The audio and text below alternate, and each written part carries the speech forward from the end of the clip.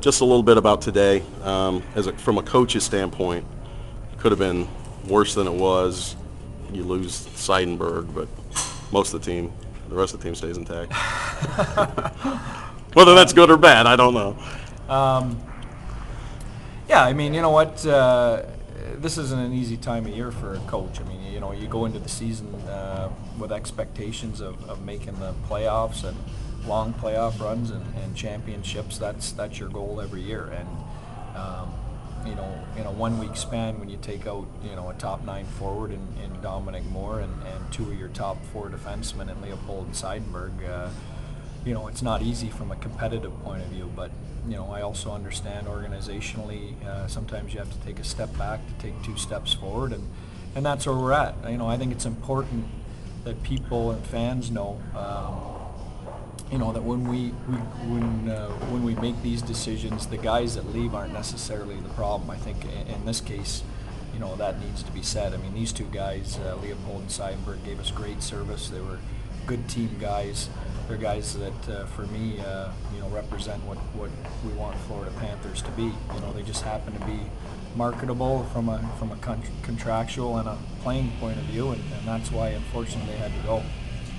As far as today's trades or whatever, what was your role in that or involvement in terms of? Not much. You know, I followed it downstairs here after a pregame skate, and I mean, Randy kept me updated, but you know, that job falls to the general manager and the pro scouts, and you know, the general direction of where we were going was an organizational decision, and you know, the details of carrying out that process was Randy and his group. Were you a little surprised that Seidenberg was the only main move? No, nothing surprises me, you know, on a day like this. I think, you know, well, it's sad to see Sides go. You know, I'm excited to see Fitz. I'm excited to see the kid out of Columbus, the defenseman that's coming in. So, you know, hopefully it'll change our mix, add some different things. It's definitely going to give us some more size, some more physical presence. You know, an element that we haven't had enough of around here. So, I think my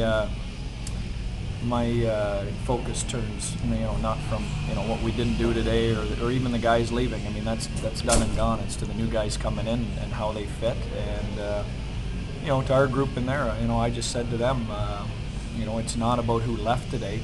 It's about what the guys that are left in this room, you know, have left to give the rest of the season. And I think there's a lot of guys in that room that have more to give.